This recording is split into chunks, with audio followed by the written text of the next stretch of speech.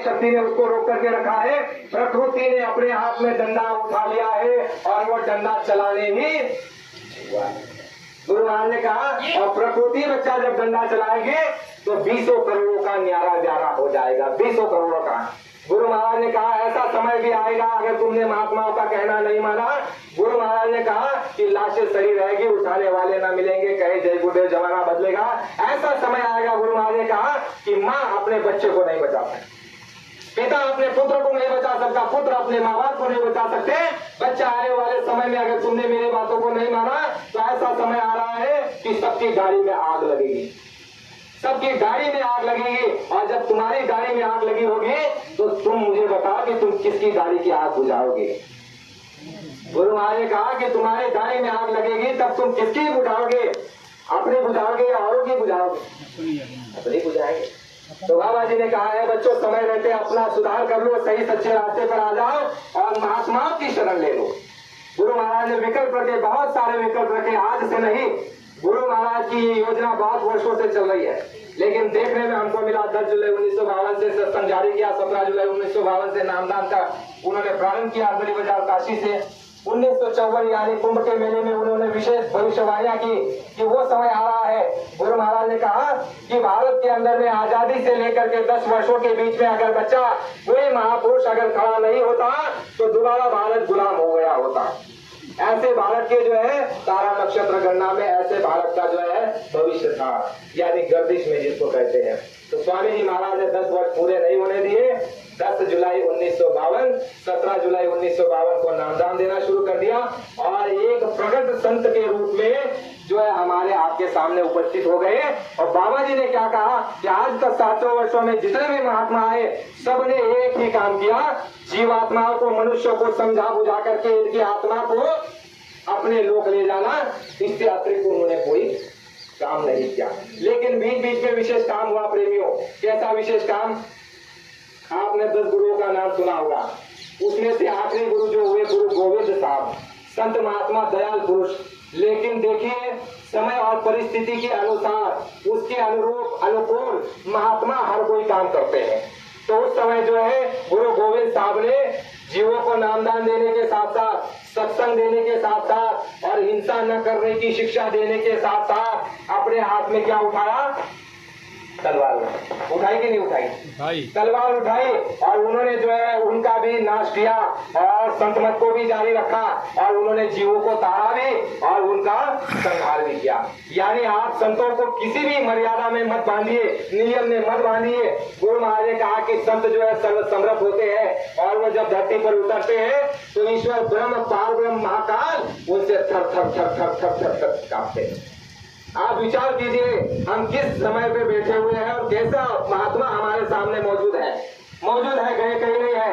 गुरु महाराज ने सन 1959 में कह दिया था बच्चा आने वाले समय में मैं ऐसी जगह चला जाऊंगा जहाँ तुम चाह करके भी मेरे पास नहीं आ सकते। ऐसे जगह पर मैं आने वाले समय पर चला जाऊंगा और समय पर मेरे काम को मैं करूंगा। तो गुरु महाराज कहीं गए नहीं है, मौजूद है। तो स्वामी जी महाराज ने ये कहा कि समय बलवान होता है, समय से काम लो। स्वामी जी महाराज ने कहा इसको कहते हैं आध्यात्मिक शक्ति। गुरु महाराज ने दोनों काम किया। कौन सा? शुरुआत में गुरु महाराज 1952 से लेकर के 54 तक शुद्ध आध्यात्मिक सत्संग सुनाते रहे। शुद्ध आध्यात्मिक सत्संग क्या है बच्चों?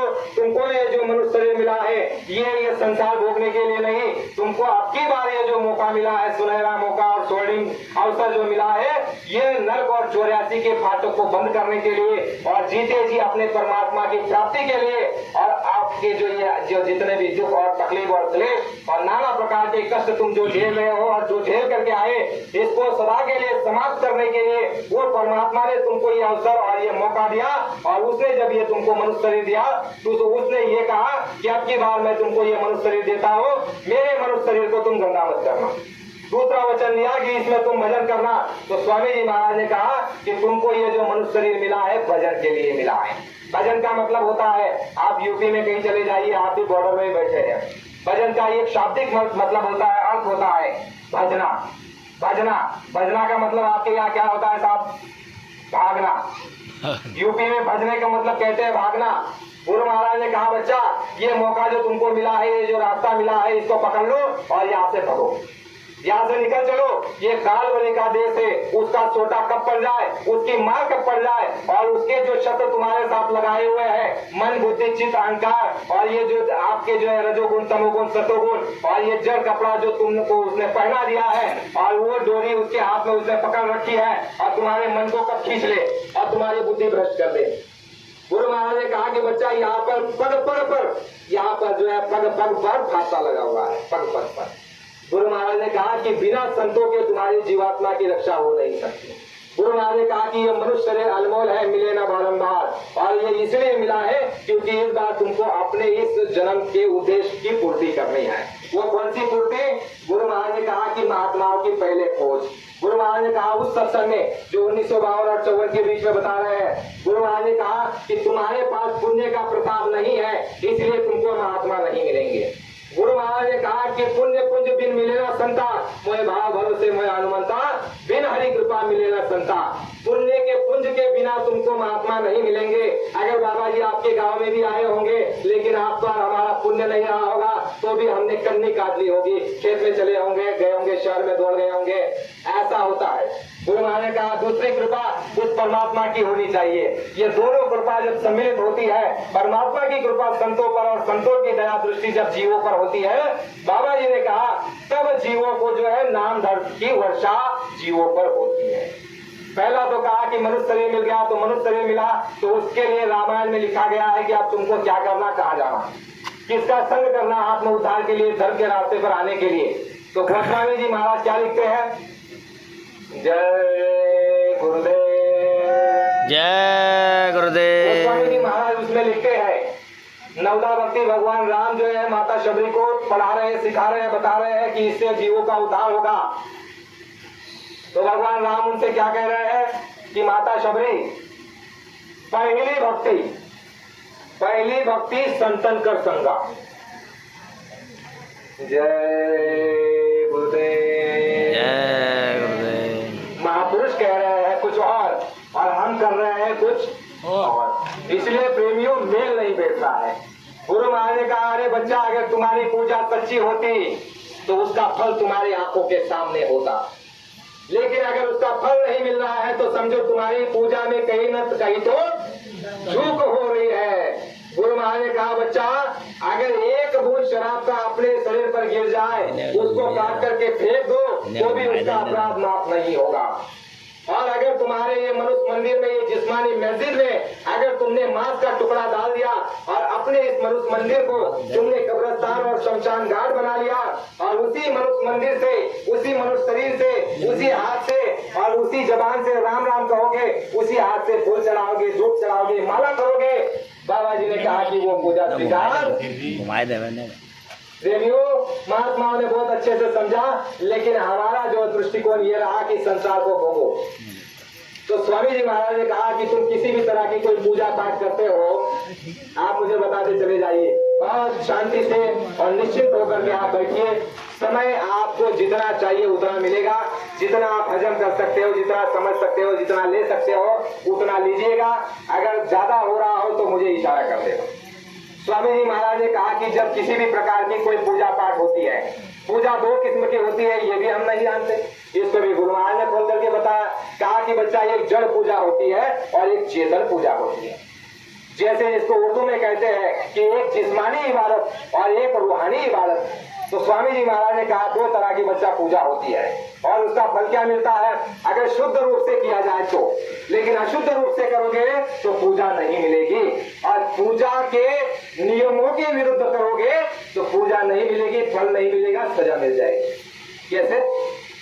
माता को जीव बलि नहीं चलती, सभी शास्त्रों में लिखा है। गुरु महाराज ने कहा है कि कोई भी देवी देवता बलि नहीं मांगता, कोई भी देवी देवता बलि नहीं मांगता। तुम रामायण, कुरान, पुराण और बाइबल और हदीस और तुम तमाम प्रकार के ग्रंथ मेरे सामने लेकर के आओ और बैठो और बताओ कि इसमें कहा लिखा हुआ है। कहीं पर नहीं लिखा हुआ है। स्वामी जी महाराज ने कहा कि बलि कहीं नहीं लिखा हुआ है। क्यों नहीं लिखा हुआ है? गुरु महाराज ने कहा देवी देवता ये कौन है? ये देने का नाम देवता है, जो देता है।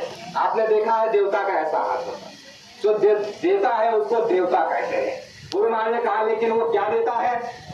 वो तुमको संसारी सामान देगा, तुमको शरीर रक्षा की वस्तु देगा, आत्म कल्याण आत्म रक्षा की वस्तु उनके पास नहीं है। क्योंकि महापुरुषों ने, कबीर साहब ने क्या कहा कि ब्रह्मा विष्णु महादेव यह भी जो है इस अग्नि में जल रहे हैं। क्या कह रहे हैं? ब्रह्मा विष्णु महादेव ये भी ये काल की चक्की में पीसे जा रहे हैं। गुरु महाराज सत्संग ने बताया, बच्चा जीवों की ऐसी दुर्दशा हो गई है कि जीवों को किसी प्रकार का कोई बोध नहीं। बच्चा एक समय जो ब्रह्मा जो इसकी रचना करता है, ब्रह्मा जी को रचना का कार्य सौंपा गया ईश्वर ने, और विष्णु जी को पालन करने का और शिव जी को संहार करने का। बच्चा एक समय जो रचना करता है मृत्युलोक की, ऐसा ब्रह्मा दूसरे समय में कीड़ा बनता है। आप विचार कीजिए। गुरु महाराज ने कहा ये काल का जाल, ये काल की चक्की और ये काल का कारखाना है। गुरु महाराज ने कहा कि देवी देवता ये सारे मनुष्य 184 के प्राणी ये सारे चक्रों में चल रहे हैं। गुरु महाराज ने कहा अगर देवता की योनि में है 2 लाख 4 लाख 10 लाख 20 लाख वर्षों तक उनको वहां पर आनंद ही आनंद है, लेकिन पुण्य क्षण पुनः मृत्यु लोग। गुरु महाराज ने कहा जैसे आपके बैंक में 1 लाख रुपया रखा हो, रोज जाकर के 1000 2000 5000 10,000 5000 50,000 निकाल लो, और एक दिन जब तुम्हारे बैंक में 0/0 हो जाए तो बैंक वाला आपको क्या कहेगा? भाई साहब अभी आपके आने की जरूरत नहीं है। ठीक है, यही कहेगा। तो स्वामी जी महाराज ने कहा कि जो तुमने इस मनुष्य शरीर में कर्म क्षेत्र शरीर में कर्म क्षेत्र भूमि कर्म क्षेत्र आपका कर्म करने के अधिकार जो शरीर लेकर के आया है वो ये शरीर जिसमें आप बैठे हो, इसलिए इसकी महिमा है। ऐसी महिमा नहीं है। महात्मा क्या कहते हैं कि देवी देवता, हमारे महाराज के संतों ने कहा है कि देवी देवता इच्छता मृत्युलोक जन्म वावा आमा। देवी देवता इच्छा करते हैं कि मृत्युलोक में हमारा जन्म होना चाहिए। तो स्वामी जी महाराज ने कहा इसका कारण मूल क्या है कि इस मनुष्य शरीर में आकर के ऐसा एक गुप्त रास्ता गया है जो ना देवी में है, ना देवता में, ना ईश्वर में है, ना राम में है, ना कृष्ण में है। ऐसा रास्ता गुप्त भेद तुम्हारे शरीर के अंदर से गया है जो अंड खंड ब्रह्मांड की सैर करता है और जीते जी अपने परमपिता परमात्मा को प्राप्त करके स्वयं मालिक का रूप बन जाता है। ऐसा इसमें एक बच्चा गुप्त भेद गया हुआ है और इसमें ऐसा धन और इसमें खजाना गड़ा हुआ है जिसका तुमको तनिक भी होश और बोध नहीं। गुरु महाराज ने कहा तुम्हारी दशा और दिशा ऐसी हो गई है बच्चों जैसे घर में धन गड़ा हुआ है लेकिन तुम पाई पाई के लिए मोहताज हो। विचार करो वो आदमी की दशा दुर्दशा क्या होगी जिसके घर में धन गड़ा हो और आपके पड़ोस के आदमी को पता हो कि इसके घर में धन गड़ा हुआ है लेकिन पाई पाई के लिए मोहताज है। किसी से पैसा मांग रहा है, चोरी कर रहा है, चकारी कर रहा है, धोखा दे रहा है, बेईमानी कर रहा है और अपने धर्म को बेच करके अधर्म के रास्ते पर जाकर के जो पैसे का स्रोत बना रहा है, तो वो आदमी जो जानता है कि इसके घर में धन गड़ा हुआ है वो उसके लिए कितना संपत्ति है, कितना मूर्ख है। तो महात्मा यही कहते हैं अरे तुम्हारे इस मनुष्य शरीर के अंदर में ऐसा धन गड़ा हुआ है जिसको पा करके मीरा जी कहती है पायो जी मैंने नाम रतन धन पायो, लेकिन वो धन निकलेगा कैसे? वो ऐसे नहीं, वो संजोग से निकलेगा। जैसे आपको धन निकालना है गड़ा हुआ तो आपको किन वस्तुओं की सामग्री को आपको जुटाना पड़ेगा? फावड़ा लोगे, उदार लोगे, तो शस्त्र को इकट्ठा करोगे तभी तो धन गड़ा हुआ निकलेगा। तो महात्मा देते हैं नाम, कहते हैं कि बच्चा महात्माओं की इसीलिए आवश्यकता है, सारी वस्तु तुम्हारे अंदर है, तुम्हारे अंदर धन गड़ा हुआ है, लेकिन महात्माओं से जो है वो धन की चाबी ले जाओ। वो जो धन, वो संदूक, वो पेटी और वो अलमारी जो लगी हुई है तुम्हारे अंदर में, जो ऐसा खजाना है जिसको पाकर के मीरा जी इतनी खुश होती है, क्या कमी नहीं, क्या क्या नहीं था उनके राजमहल में। तुम और हमारे पास क्या है? मिट्टी का घर है, चलने के लिए 2 पहिया होगा, दासियां भी नहीं होगी, उसके पीछे तो दासियां, खाने पीने के लिए 56 भोग और पहनने के लिए अच्छे अच्छे साज श्रृंगार, हर तरह की व्यवस्था, हर तरह के सुख सामग्री के सामान। लेकिन ऐसी साधनों को अगर जो मिट्टी डाल रहा है और उस वस्तु के पीछे जो दौड़ रहा है तो यकीनन वो वस्तु बहुत बड़ी होगी। तो वो बड़ी चीज तुम्हारे हमारे पास है और महात्मा गुरु महाराज कहते हैं बच्चा वस्तु तुम्हारे पास है लेकिन तुम खोज कहीं और हो, खोज कहीं और हो। कितनी सरल बात है। गुरु महाराज ने कहा कि बच्चा मैं ना किसी का गुरु बनता हूँ ना किसी को चेला बनाता हूँ, जो किसी को चेला बनाएगा वो सीधा नरक में जाएगा। गुरु महाराज ने कहा कि जो कोई चेला बनाएगा वो सीधा नरक में जाएगा। अरे बच्चा तुम परमात्मा के अंश हो, एक समय तुम परमात्मा का रूप थे और वहां से आकर के आत्मा रूप में आज बैठे हुए हो और एक समय परमात्मा का रूप बन जाएगा। और अगर तुम्हें कोई चेला बनाता है तो किसको चेला बनाया? परमात्मा को किया तो चेला बना सकता है? गुरु महाराज ने कहा मैं गुरु नहीं बनता हूँ, नहीं चेला बनाता हूँ। गुरु महाराज ने कहा कि मैं तुम्हारा सेवक हूँ, मैं धोबी हूँ, मैं तुम्हारा सच्चा साथी हूँ, संगी हूँ, मैं तुम्हारा सच्चा मददगार हूँ, ऐसा मददगार हूँ जो तुम्हारी बाहर भी मदद करूंगा, अंदर में भी मदद करूंगा और ऊपर में भी मदद करूंगा। जय गुरुदेव। बच्चा ऐसा मददगार कहाँ मिलेगा? ऐसा मददगार तुमको कहाँ मिलेगा? अरे बच्चा गुरु नहीं मानना, अपना बच्चा मान लो। बच्चा भी मान लोगे तो जैसे बच्चे माँ बाप की सेवा करते हैं तो मैं तुम्हारी सेवा करूँ। तो किस तरह की वो सेवा कर देंगे तुमको, आपको कोई अंदाज है?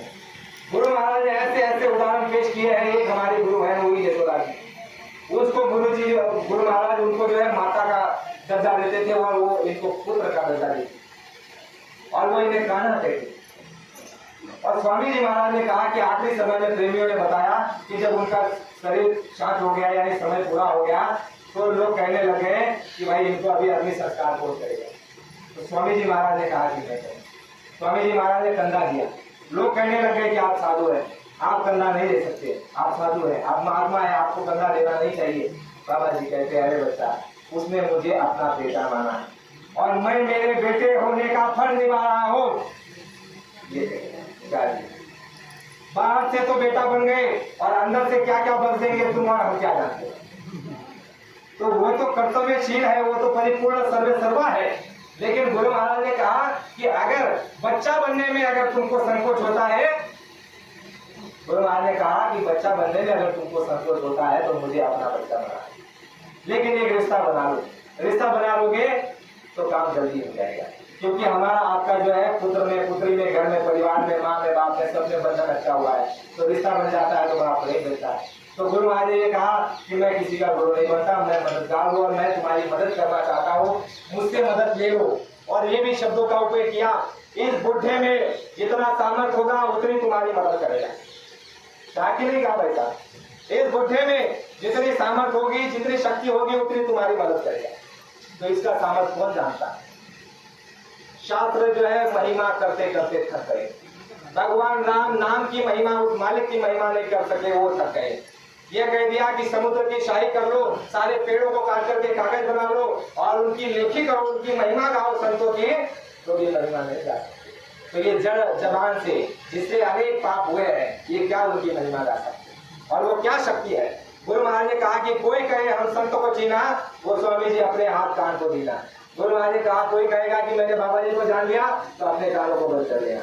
महात्माओं को बच्चा कोई नहीं जान सकते, लेकिन बीच में लेकिन रख दिया, महात्माओं को कोई जान नहीं सकता, लेकिन जिसको जना दे वो जान सकता, जिसको जना देंगे वो जान सकता है, और जिसको जना देंगे वो मौन हो जाएगा। गुरु महाराज ने कहा वो मौन हो जाएगा। वो ये पागलों की दुनिया में, गुरु महाराज ने कहा ऐसे शब्दों का उपयोग किया है, ये पागलों की दुनिया में वो अपने शब्दों को व्यर्थ नहीं करेगा, क्योंकि कोई नहीं समझे, नहीं समझ सकते। गुरु महाराज ने कहा 12 कला से आए भगवान राम को कोई नहीं समझा, जन्म देने वाले नहीं समझे। 16 कला से आए हुए भगवान कृष्ण को मथुरा वाले नहीं समझे। जहाँ वो रहे मथुरा वालों ने बड़ा विरोध किया और वहीं से मथुरा से जाकर के द्वारका बस गए और आज देखो मथुरा वाले उनके नाम से पैसा कमा रहे। तो जाना किसी को किसी ने नहीं, अवतारी शक्तियों को, महात्माओं को तो हम क्या जा सकते बाबा जी को। लेकिन बाबा जी ने कहा कि बच्चा जितना कहा जा रहा है उतना करो तो राई का पहाड़ मिल जाएगा, यानी प्रेम से, विश्वास से। तो गुरु महाराज ने कहा ये मनुष्य शरीर में दंगड़ा हुआ है और ये चाबी ले जाओ। और ये नामदान बच्चा ऐसे नहीं मिलता है, ये नामदान कब मिलता है? जब मालिक की दया संतों पर और संतों की दया जीवों पर होती है। ऐसा प्रसंग जब बनता है और जब पुण्य का पुंज उदय होता है, परमात्मा की दया होती है, उस समय पर यह नामदान होता है। और बच्चा परमात्मा की इतनी दया हो रही है कि लूट सके तो लूट ले, बंदे शोर मचाओ गली गली। जय गुरुदेव नाम के हीरे मोती मैं बिखराऊं गली गली। जिन जिन ने लूटे ये मोती वो तो माला माल हुए, जो माया के बने पुजारी वो आखिर में कंगाल हुए। वो स्वामी मीरा दादू पलटू का इतिहास सुनाऊं गली गली, लूट सके तो लूट ले बंदे शोर मचाओ गली गली। अरे गुरु महाराज वो खजाना, वो दौलत देना चाहते हैं आपको, लेकिन आप और हम क्या चाहते हैं? संसार मिल जाए। बड़ी हंसी की बात है प्रेमियों, यहाँ कार्यक्रम में आ रहे थे तो बीच में रुकना हुआ। हमारी गुरु बहन को कुछ काम था तो बीच में रुकना हुआ, तो हम पेशाब पानी होकर के आए तो किसी बहन ने पूछा कि क्या बेच रहे हो? देखा 2-4 लोग लगे हुए हैं तो कुछ बेच रहे होंगे। कहा कि क्या बेच रहे हो? तो हमारे दर्शन लाल जी ने बड़ा अच्छा उत्तर दिया कि नहीं बहन जी ऐसा तो कुछ नहीं, ये कहा कि हाँ ये चीज बेच रहे हैं, क्या आप लोगे? क्या बेच रहे हो? बहुत खुशी से प्रसन्नता से पूछा क्या बेच रहे हो? फिर इन्होंने आकर के कहा कि हम तो जो है बाबा जय गुरुदेव जी महाराज ने जो कहा जय गुरुदेव नाम परमात्मा का, और हम आध्यात्मिक दौलत बेच रहे हैं, आत्मा की दौलत बेच रहे हैं हमारे गुरु, और हम उसको आगे बढ़ा रहे हैं। क्या आप इसको लेना चाहते हैं? हम नहीं चाहते वैसा। यही दशा हुई हमारे महाराज में। संत तुकाराम महाराज जब आए तो हमारे क्षेत्र में आकर के वो ये कहते थे, गली में घूमते थे, जैसे बाजार के लोग गली में आते और कहते हैं सब्जी ले लो, ये ले लो, खिलौना ले लो, बर्तन ले लो, ये ले लो। इस तरह से महात्मा हमारे क्षेत्र में घूमे, गाँव गाँव में और घर घर में। ये पूछा देव क्या कोई देव क्या, आला घर कुसुनी, कहा कि भगवान को कोई ले लो, भगवान को आया तुम्हारे घर के सामने बेचने के लिए। लेकिन सब अपने घर की कुंडी लगा देते थे, सब अपने घर की कुंडी लगा देते थे, भाई साहब हमको नहीं लेना, हमको नहीं लेना, भगवान तुम्हारे पास है। ऐसी दुर्दशा हमारी आपकी हो गई। क्या महात्मा को ये देख करके बड़ा रोना आता है, लेकिन फिर भी महात्माओं को विश्वास है उनके कार्य पर। गुरु महाराज ने कहा कि बच्चा मुझे अपने आप पर विश्वास है, मुझे मेरे परमात्मा मेरे गुरु पर विश्वास है कि जो मैंने काम किया इसका फल जो है अच्छा होगा और तुमको दिखाई देगा। गुरु महाराज ने कहा बच्चा मैं सतयुग का पेड़ लगा रहा हूँ। सतयुग किसको कहते हैं? सतयुग तो हमने बहुत बार सुना, लेकिन सतयुग का मतलब क्या होता है? गुरु महाराज ने कहा कि सतयुग ऐसा समय होता है बच्चा जिस समय पर कोई रोगी नहीं, कोई कोड़ी नहीं, कोई भिखारी नहीं, कोई दरिद्र नहीं, कोई जो है चोरी नहीं करता, कोई मांसाहारी नहीं, कोई शराबी नहीं, कोई किसी को मारता नहीं। जैसे आपने रामायण में सुना होगा, रामायण में लिख करके आता है चौपाई है, उसमें कहा हुआ है कि शरीर का सुख, आत्मा का सुख और जो है यह सारा सुख जो है तुमको परिवार का सुख कुछ नहीं मिलता है। तो वो सचिव की बात गुरु आने दें, और वो सारी मेहनत की। कहा बच्चा मैं सचिव का पेड़ लगा रहा हूँ और उसका फल खा करके जाऊंगा। यानी जो गुरु महाराज ने मेहनत की है वो व्यर्थ जाने वाली नहीं है। दो कामों को साथ लेकर के चल रहे, दो नहीं, दो के पीछे और गुप्त में अनेक काम चल रहे हैं, अनेक काम। गुरु महाराज ने उनको जो है गुप्त रूप में चला रखा है, वो समय आने पर आपके सामने आएगा। लेकिन दो काम जो है प्रकट रूप में चल रहे हैं। एक काम जीवात्माओं के कल्याण, जिनके अंदर पिछले संस्कार है, जो कबीर नानक परशु रैदास मीरा के जीव बाकी अधूरे रह गए, जिनका उद्धार नहीं हो सका, जिनको संगत में गुरु महाराज ने जो है भर्ती करा लिया और उनको जो है संस्कार था इसलिए उनको नामदान दे करके उनकी गति करा दी। यानी उनको निकाल दिया यहाँ से कि चलो तुम अभी यहाँ विनाश होने वाला है, ये चार भाई का देश है, तुम चलो अपने देश। उनके ऊपर संस्कार थे, उनको निकाल दिया, और जिनके ऊपर थोड़े बहुत पुण्य थे उनको जो है नामदान दे करके ये कहा कि भाई तुम इसको रोज करते रहना। और गुरु महाराज ने कहा जिनके ऊपर जो है बुरे कर्म थे उनके लिए गुरु महाराज ने क्या कहा कि जाकर के जो है लोगों को ये कह दो कि बाबा जय गुरुदेव जी का कहना शाकाहारी रहना योजना को प्रेमी। ये अभी तक विश्व में कोई नहीं कर रहा है, आप इस बात को नहीं समझ रहे हैं।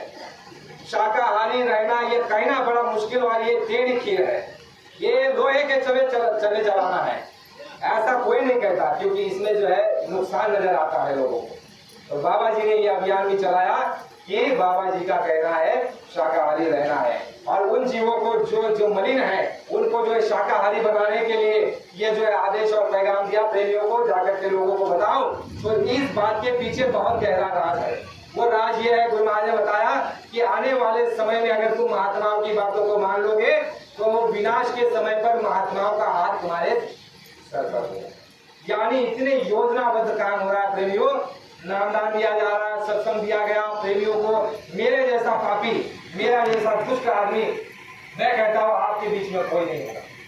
इतने दुष्ट से और पापी से पापी को अगर गुरु महाराज रास्ते पर लगा सकते हैं तो हमने अनुभव किया, अनुमान लगाया कि गुरु महाराज ने देश और दुनिया में बहुत बड़ी वैचारिक क्रांति कर दी है, बहुत बड़ी वैचारिक क्रांति कर दी है। वो क्रांति बाबा जी ने कर दी।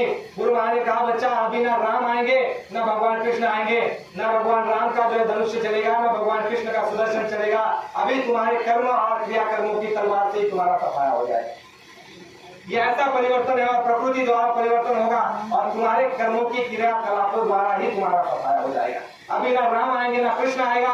बाबा जी ने कहा कि अगर वो आ जाए तो तुमको जो है तुरंत वो सफाया कर देंगे, विनाश कर देंगे, क्योंकि उनका काम विनाश का है। वो समझाते इतना है, थोड़ा समझाते, थोड़ा मौका देते इतना। बाबा जी 1952 से बता रहे हैं, 70, 71 72 को बताया, 75 में इमरजेंसी लगी, जेल गए, 21 महीने बेड़ी पहनी अपने तन के ऊपर, किसके लिए? गुरु महाराज ने कहा बच्चा मैं इमरजेंसी में जेल में गया, 125 दिन मैंने गर्म पानी किया, काल कोठरी में रहा, 3 बाई 6 के भीतर में मुझे मारने का प्रयास किया गया और एक धोती का 2 टुकड़ा करके मैं बैठा। बच्चा मैं ऐसी जगह मुझे रखा गया था जब परिंदा भी पर नहीं मार सकता, मेरी जगह अगर कोई और होता तो खत्म कर दिया होगा। ऐसी जगह बच्चा मुझे रखा गया और ये मैं इमरजेंसी में क्यों गया, ये तुमको आने वाले समय में मालूम पड़ेगा। तो महात्माओं का जो है ये जो खेल होता है, महात्माओं के कोई कर्म नहीं होते, प्रेमियों जिससे उनको कोई भोग ना करे, वह जो है निखालिस, निर्मल, पवित्र, वो परमात्मा का रूप होते हैं। लेकिन वो अगर ये अपने शरीर पर लेते हैं तो इसका मतलब ये हुआ, हमारे महाराज के संतों ने ये कहा हुआ है कि महात्मा जब अपने शरीर पर बीमारी उनकी दिखाई दे जाए तो समझो तुम्हारे हमारे कर्म को अपने ऊपर, तुम्हारे हमारे कर्म को अपने ऊपर लेते हैं। गुरु महाराज ने कहा बच्चा ये इतना बड़ा परिवर्तन होने जा रहा है कि रामायण और महाभारत पीछे हो जाए, रामायण और महाभारत कई गुना पीछे हो जाएगा और जय गुरुदेव के इतिहास को हजारों वर्षों तक सुनाया जाएगा। आने वाले वक्त में ऐसा जो है इतिहास बनेगा भक्तों का और भगवान का, ऐसा इतिहास जय गुरुदेव। कि आने वाले समय में वो लोग उसको पढ़ करके रोएंगे, पछताएंगे कि अरे हमको वो समय जन्म नहीं मिला। गुरु महाराज ने कहा बच्चा ये सुनहरा मौका है, ये मौका दिया जा रहा है तुमको, परिवर्तन के समय में तुमको श्रेय दिया जा रहा है, इस श्रेय को ले लो। गुरु महाराज ने एक तरफ नामदान दिया, एक तरफ बुराइयों से अच्छाइयों से लगाया और सुधार करवा रहे हैं, साधना में दया कर रहे हैं, संसार में दया कर रहे हैं। दूसरी तरफ कह रहे हैं कि बच्चा मैं भूतों से भी परिवर्तन करा सकता हूँ। भूत लाइन में खड़े हैं और कह रहे हैं कि बाबा जी हमसे सेवा ले लीजिए। और एक समय बाबा जी ने कहा भूतों से सेवा ली थी, भूतों से हमने पूछा कि आप क्या सेवा करेंगे, तो बाबा जी ने कहा था, भूतों ने कहा कि उन्होंने कहा कि एक बार हमारी सेवा का आप परिचय तो देखिए। तो स्वामी जी महाराज ने कहा कि किसी कार्यक्रम में बाबा जी ने जो है यज्ञ करा, वहां पर उनसे सेवा ली गई थी। तो नदी के अंदर में बड़े बड़े बल्लियां बांस और बड़े बड़े बांसों को जो है ऐसे रखा हुआ था जैसे कि आपने ये पाइप रखा हुआ है, रेत के भीतर में पाइप नहीं रहता है, लेकिन उस पाइप को जो है पकड़ के रखा था और जो है कई तरह के ऐसे अनुभव वहाँ प्रेमियों को दिए और भूतों का वहां पर जो है प्रेमियों ने, सत्संगियों ने अनुभव किया। आप किसी पुराने सत्संगियों को पूछो, उनका काम बड़ा अटपटा होता है। गुरु महाराज ने भूतों के लिए कहा बच्चा मैंने आज भूतों को सिद्ध करके रखा है दिल्ली में, और जब मैं उनसे काम लूंगा तो बच्चा, गुरु महाराज ने कहा जब मैं उनसे काम लूंगा तब वो चीज देखने लायक होगी। गुरु महाराज ने ये भी कहा कि बच्चा भूतों से अगर काम ले लूंगा तो जिन जीवों को अपनाया है उनका, भूतों से भी काम लूंगा, आने वाले समय में भूतों से काम लिया जाएगा और वो आकर के तुम्हारे कान में ऐसी बात बोलेंगे कि तुम ऐसा भागोगे कि 10-10 आदमी तुमको पकड़ेंगे लेकिन तुम रुकने वाले हो। यानी भूत ऐसा काम करेंगे। गुरु महाराज ने कहा सभी विकल्प रखे हमारे सामने। गुरु महाराज ने कहा कि बच्चा मेरा काम सारा बना बनाया है, मैं समय का इंतजार कर रहा हूँ और वो विधाएं जब आपस में मिल जाएगी तो काम हो जाएगा। तुम केवल निमित्त मात्र खड़े हो जाओ, हनुमान की तरह, अंगद की तरह और जामुन की तरह तुम निमित्त मात्र खड़े हो जाओ। गुरु महाराज ने कहा बच्चा मेरा काम सारा बना बनाया है, लेकिन केवल मैं समय की प्रतीक्षा कर रहा हूँ।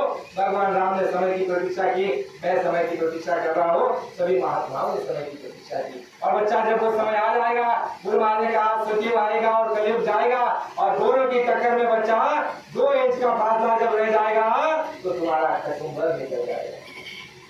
देवी कहते रहे बीच में कि बाबा जी सचिव कब आएगा, 5 के लोग मजाक उड़ाने लग गए कि सचिव कब आएगा। स्वामी जी महाराज ने कहा कि बच्चा जब सचिव आएगा तो तुम्हारा कचुम्बर निकल जाएगा। यह समय जो बनाया जा रहा है, गुरु महाराज ने कहा इसमें तुमको हमको बनाया जा रहा है, गलत की जा रही, गलत बनाया जा रहा है। गुरु महाराज ने कहा बच्चा मैंने कारखाना लगाया हुआ है।